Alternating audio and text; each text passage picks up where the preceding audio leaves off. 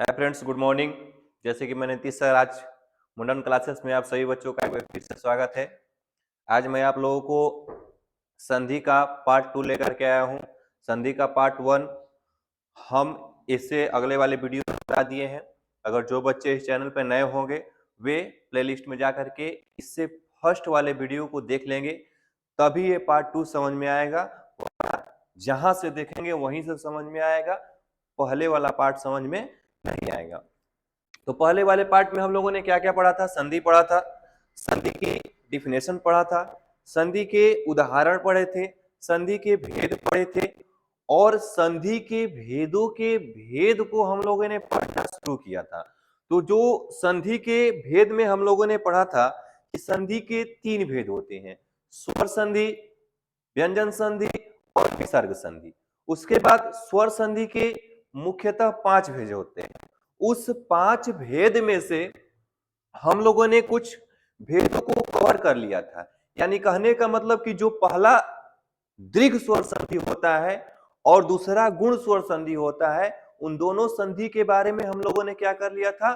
पढ़ लिया था। यानी कहने का मतलब कि अब हम लोग को तीसरा पार्ट पढ़ना है, वृद्धि स्वर संधि। तो वृद्धि स्वर संधि क्या होती है? तो इससे पहले वाले वीडियो में हम लोगों ने पढ़ा था गुण स्वर संधि। यानी कहने का मतलब कि आप गुण स्वर संधि को बूढ़े कर दो। गुण स्वर संधि को जैसे ही हम लोग बूढ़ा कर देते हैं तो हमारा कौन सा संधि बन जाता है? वृद्धि स्वर संधि बन जाता है। यानी कहने का मतलब कि गुण स्वर संधि में एक ही मात्रा, केवल एक मात्रा होती है, और वृद्धि स्वर संधि में उसको बूढ़ा कर देंगे, मतलब इसके ऊपर कितना मात्रा आ जाएगी? तो इसके पर 2 मात्रा आ जाएगी। यानी कहने का मतलब कि वृद्धि स्वर संधि बनाने के नियम क्या है?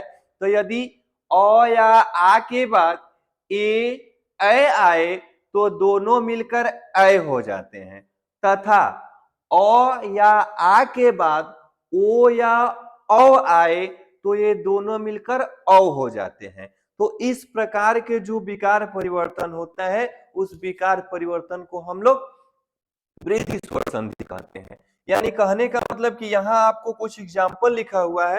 एग्जाम्पल में यही बताया गया है कि यदि अ के बाद ए आए या आ के बाद ए आए तो ये दोनों मिलकर क्या होते हैं? अय होते हैं। उसके बाद अगर अ या आ के बाद अय आए तब पर भी ये दोनों मिलकर क्या होते हैं? अय होते हैं। उसके बाद अ आ के बाद अगर ओ आए या औ आए तब पर भी ये तीनों केस में क्या होते हैं? औ हो जाते हैं। जैसे यहां पे कुछ एग्जाम्पल लिखा हुआ है, 1 प्लस 1, 1 प्लस 1। तो यहां क में क्या आ रहा है? अ आ रहा है। और एक का जो पहला हमारा वर्ण है वह क्या है? ए है। तो अ और ए मिलके क्या होता है? अय होता है। क्या होता है? अय होता है। तो एक और एक, मतलब यहाँ का अ और यहाँ का ए मिलके क्या हो जाएगा? अय हो जाएगा। तो एक और एक क्या होता है? अकय, एक होता है। उसी तरह यहाँ पे सदा का लास्ट में क्या आया है? आ आया है। ए का जो पहला अक्षर क्या है? ए है।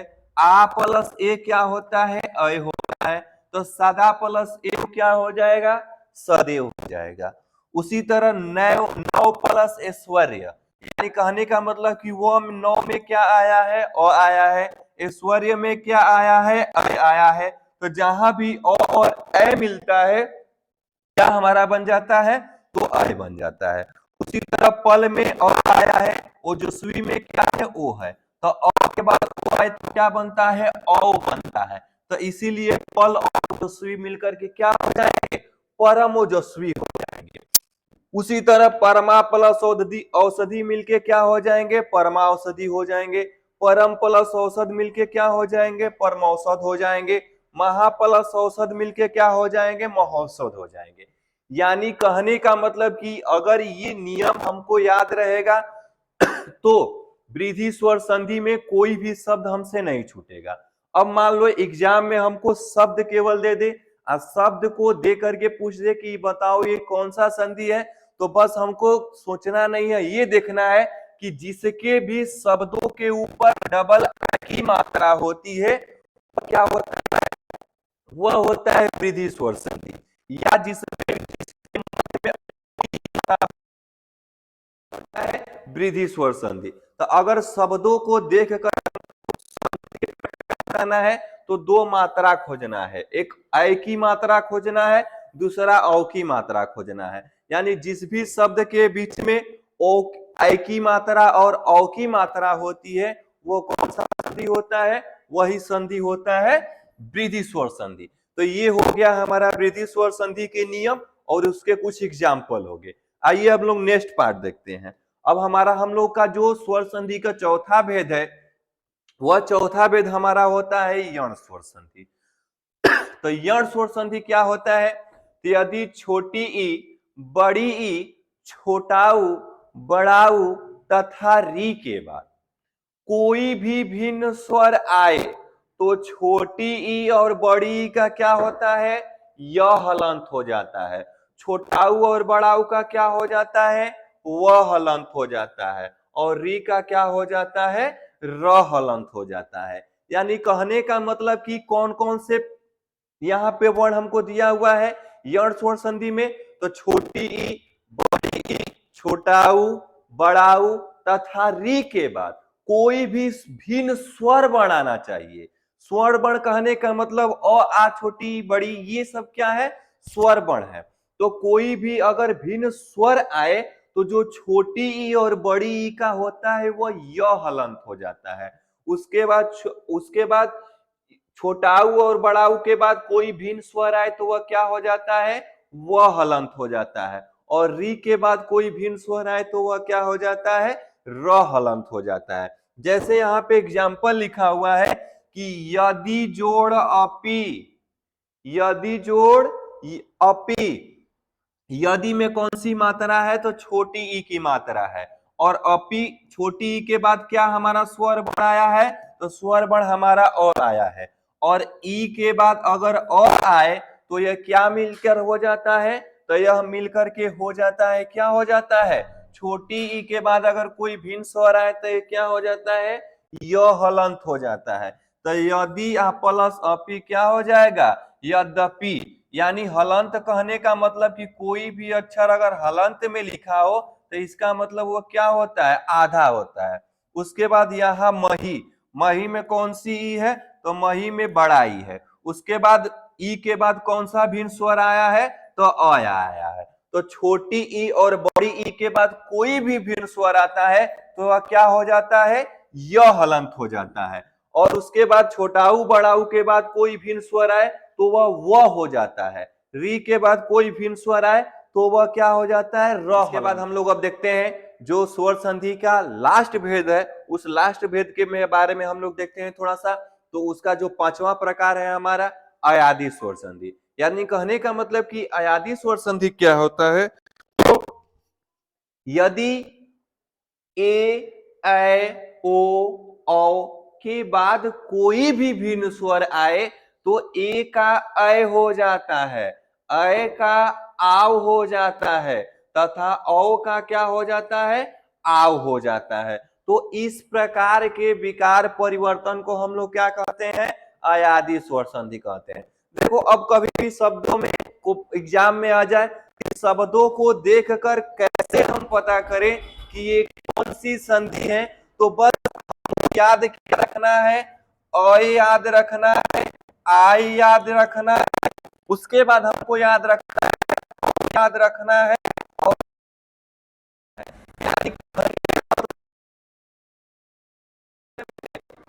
आ जाए, आए आ जाए, आ जाए, अब आ जाए, इस चार शब्द को याद रखना है। जिस शब्द के मन में ये चार शब्द आ जाए वे शब्द अयादी स्वर संधि होगा निश्चित तौर पे। वही लिखा हुआ है कि यदि ए आय के बाद, ए आय के बाद कोई भिन्न स्वर हमारा क्या आया है? अ आया है। तो जब ए या आय के बाद कोई भिन्न स्वर आता है तो यह क्या बन जाता है? ए के बाद अगर कोई भिन्न स्वर आता है तो अय बनता है।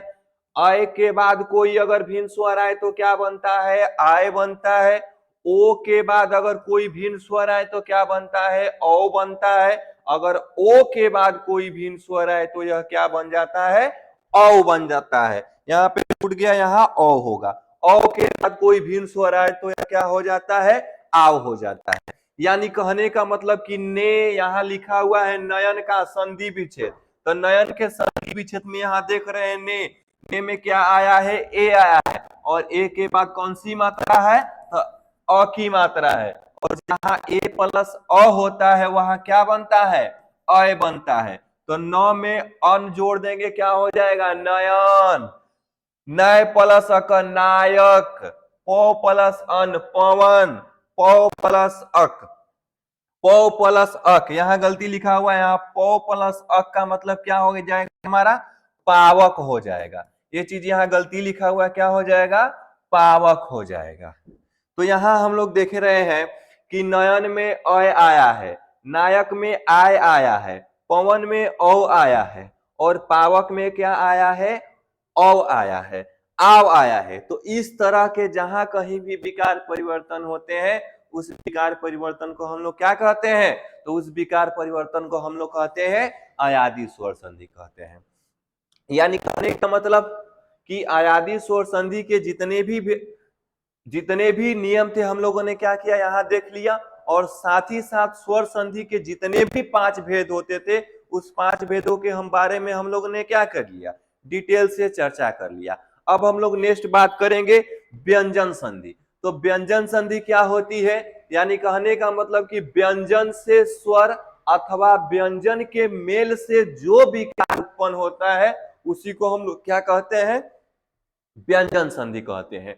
यानी कहने का मतलब कि व्यंजन से स्वर के साथ अथवा व्यंजन के मेल से जो विकार उत्पन्न होता है उस विकार उत्पन्न को, उस विकार परिवर्तन को हम लोग क्या कहते हैं, व्यंजन संधि कहते हैं। यानी कहने का मतलब कि व्यंजन संधि में कहीं ना कहीं स्वर संधि का क्या होता है, मेल होता है, तो वैसे विकार परिवर्तन को हम लोग क्या कहते हैं, व्यंजन संधि कहते हैं।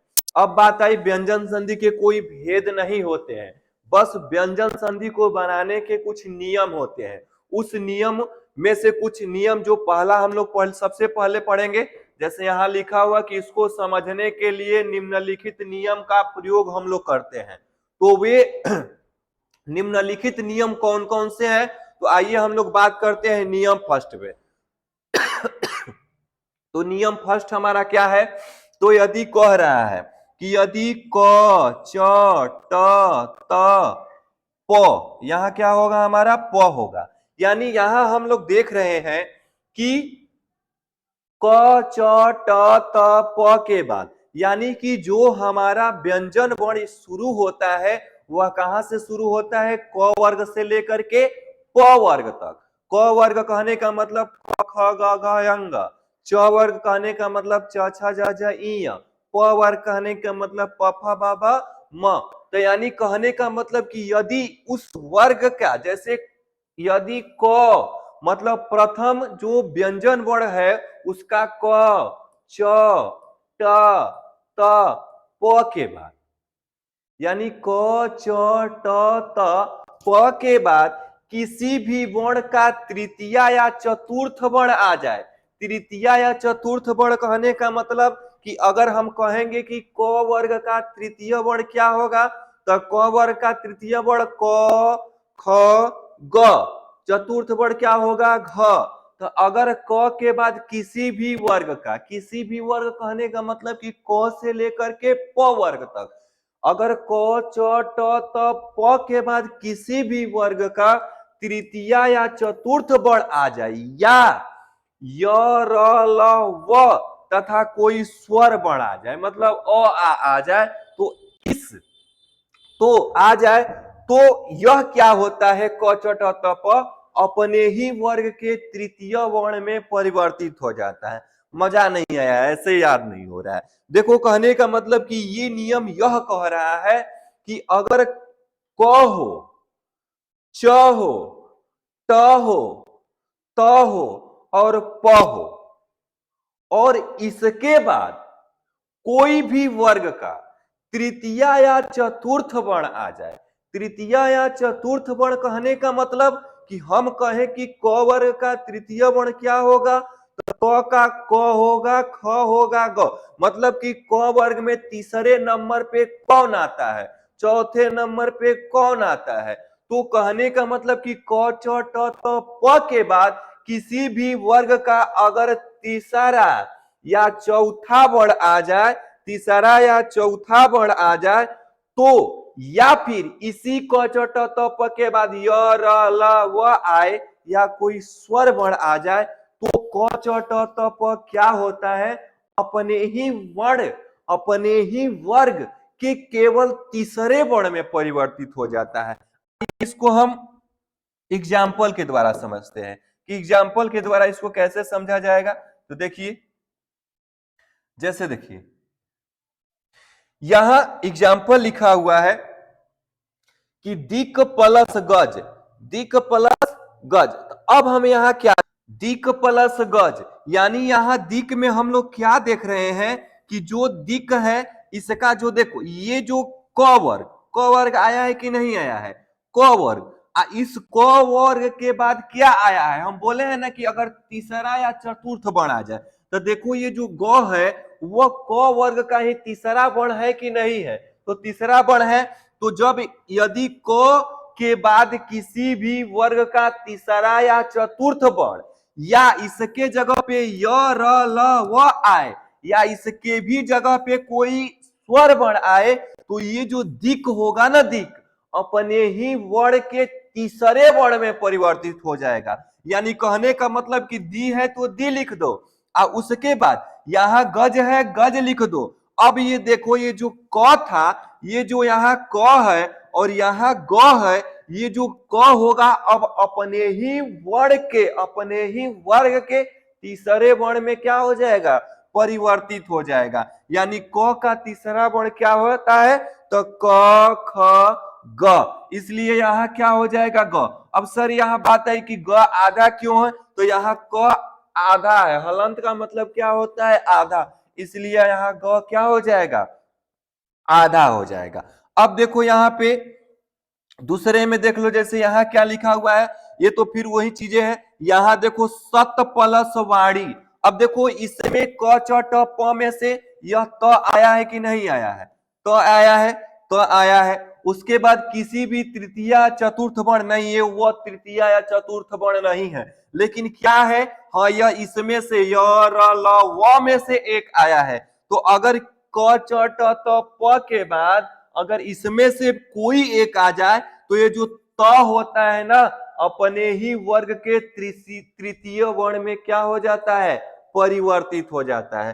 तो आप हमें ये बताइए कि जो त का तृतीय वर्ण होगा वह क्या होता है, तो त थ द होता है। यानी कहने का मतलब कि ये जो त होगा ना वह किस में परिवर्तित होगा, तो द में परिवर्तित होगा, इसलिए यह क्या हो जाएगा, सदवाणी। उसके बाद यहां लिखा हुआ है जगत प्लस आनंद, तो जगत में क्या है, त आया है, उसके बाद त के बाद क्या आया है, कोई स्वर वर्ण आया है, यह आ का है, स्वर वर्ण है। तो जब ऐसा कोई स्वर वर्ण भी आता है, ये जो त होता है अपने ही वर्ग के तृतीय वर्ण में क्या हो जाता है, परिवर्तित हो जाता है। तो त किसमें परिवर्तित होगा, द में परिवर्तित हो जाएगा, इसीलिए। और यहाँ आ है तो आ क्या हो जाएगा, जुट जाएगा, तो जगत प्लस आनंद क्या हो जाएगा, जगदानंद हो जाएगा।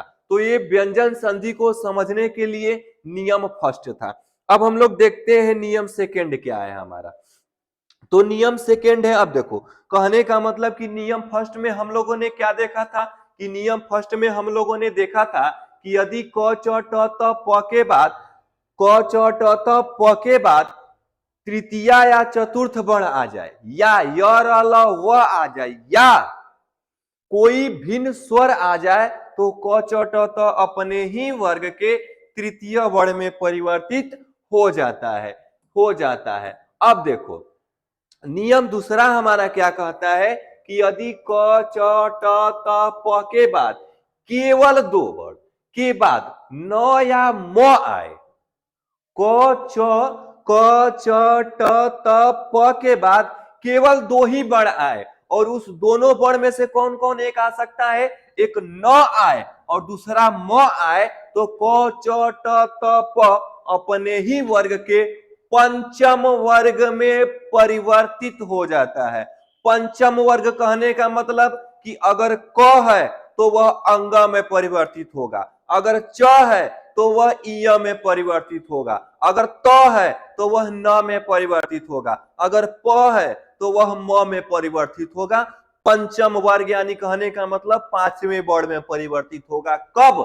जब क च ट त प के बाद न या म में से कोई एक आ जाए ना, तो क किसमें परिवर्तित होगा? अंग में। च के बाद अगर न या म आए तो किसमें परिवर्तित होगा? इ में। त के बाद अगर न या म आए तो किसमें परिवर्तित होगा? अण में।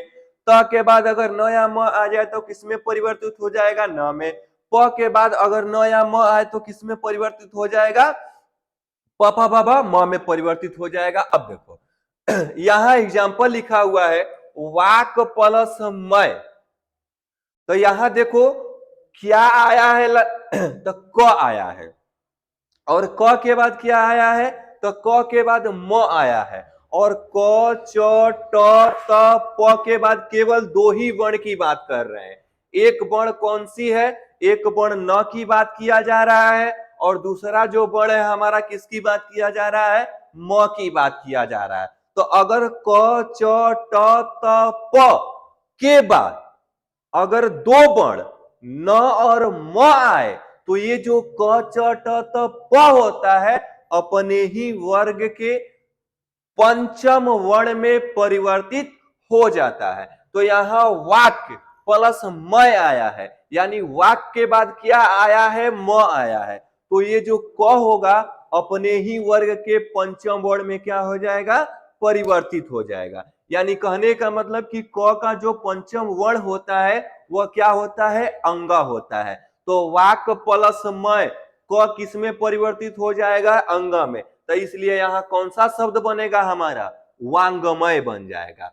उसके बाद यहां जो दूसरा शब्द लिखा हुआ है जगत प्लस नाथ, त के बाद क्या आया है? न आया है, और त के बाद अगर न आया है तो ये त किसमें परिवर्तित होगा?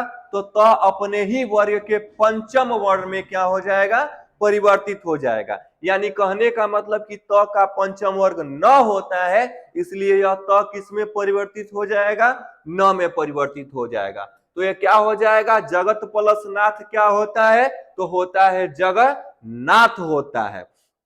उसके बाद उत प्लस नति, तो यहां भी तो आया है और त के बाद क्या आया है? न आया है। तो उत प्लस नति यानी यह जो त और न मिलके किसमें परिवर्तित होगा? तो त अपने ही वर्ण के अपने ही वर्ग के पंचम वर्ण में परिवर्तित हो जाएगा। तो ये क्या हो जाएगा? उ, और त किसमें परिवर्तित हो गया? आधा हलंत था तो आधा न में परिवर्तित हो गया, और नति था नति लिख दीजिए। तो उत प्लस नति क्या हो जाएगा? उन्नति हो जाएगा। अब आइए हम लोग बात करते हैं, दो नियम देख लिए। नियम थर्ड हमारा क्या करता है? यदि म के बाद कोई स्पर्श व्यंजन है, स्पर्श व्यंजन किसे कहा जाता है? तो स्पर्श व्यंजन कहने का मतलब कि जिस वर्ण के उच्चारण में हमारे मुख की दो जो अंग होती है वो एक दूसरे से स्पर्श होती है, एक दूसरे से तालमेल रखती है, वैसे व्यंजन को हम लोग क्या कहते हैं? स्पर्श व्यंजन कहते हैं। तो यदि म के बाद कोई स्पर्श व्यंजन है, कौन सा व्यंजन है? स्पर्श व्यंजन है, तो म का अनुस्वार हो जाता है। म का क्या हो जाता है? अनुस्वार। तो अनुस्वार यही क्या है? यही क्या होता है? अनुस्वार। तथा बाद वाला वर्ग के वर्ण का पंचम वर्ग हो जाता है। आइए थोड़ा सा यहां समझते हैं कि क्या कह रहा है लैंग्वेज। तो देखिए, यदि म के बाद, यह हमारा क्या है? म है। यदि म के बाद कोई स्पर्श व्यंजन है, तो स्पर्श व्यंजन कहने का मतलब कि यहां क्या आया है? त का उच्चारण करेंगे हम तो त हमारी जो तालु और जीभ के स्पर्श करने से त का उच्चारण हुआ है। तो यानी कहने का मतलब कि यहां म के बाद क्या आया है? स्पर्श व्यंजन तो आया है। तो म किसमें बदल जाता है? म हमारा बदल जाता है अनुस्वार में। तो म हमारा किसमें बदल गया?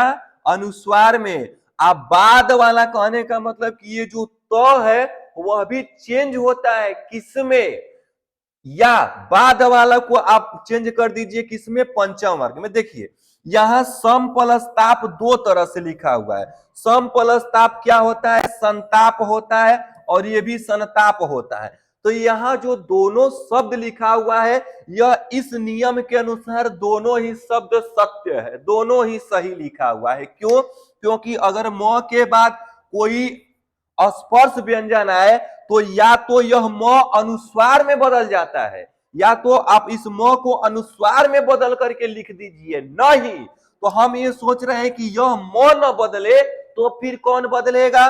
तो अगर जब हम सोचे कि यह म न बदले तो अब हम इसको बाद वाले वर्ण को बदलेंगे। अगर हम यह सोचे कि यहां से यह इस म को न बदले, इसमें कोई छेड़छाड़ कर दे, तो बाद वाला यही न तो है, तो यह किसमें बदल जाएगा, अपने ही वर्ग के पंचम वर्ग में बदल जाएगा। तो सोचो, एक बार हम सम को बदल दिए तो ये संताप हो गया। अगर हम सोचे यहाँ म न बदले तो बदले, तो ये जो त होता है अपने ही वर्ग के पंचम वर्ग में क्या हो जाता है, परिवर्तित हो जाता है। तो इसलिए क्या हो जाएगा, संताप हो जाएगा। उसके बाद हमारा यहाँ फिर क्या लिखा हुआ है, अहम प्लस कार, क्या हो जाएगा, अहंकार या अहंकार। ये दोनों यहां सही है। सम प्लस तोष क्या हो जाएगा, संतोष। यह भी संतोष और यह भी संतोष इस नियम के अनुसार क्या लिखा हुआ है, सही लिखा हुआ है। आइए हम लोग बात करते हैं नेक्स्ट नियम की। तो अगला नियम क्या है हमारा, अगला नियम यह है कि यदि त द के बाद ल रहे, तो द के बाद क्या रहे, ल रहे, तो त द ल में बदल जाता है, और न के बाद अगर ल रहे तो न का अनुनासिक के साथ ल हो जाता है। यानी कहने का मतलब कि अगर तो और द के बाद, तो और द के बाद क्या रहे, ल रहे, तो यह हमारा किस में बदल जाता है, तो द ल में बदल जाता है। यहां लिखा हुआ है उत प्लस लास, तो यहां देखो तो है, तो के बाद क्या लिखा हुआ है, ल, तो यह किस में बदल जाता है, तो द ल में बदल जाता है। इसलिए यहाँ क्या हो जाएगा, उल्लास। उसके बाद यहाँ क्या हो जाएगा, महान प्लस लाभ क्या हो जाएगा, महालाभ हो जाएगा। उसके बाद हमारा जो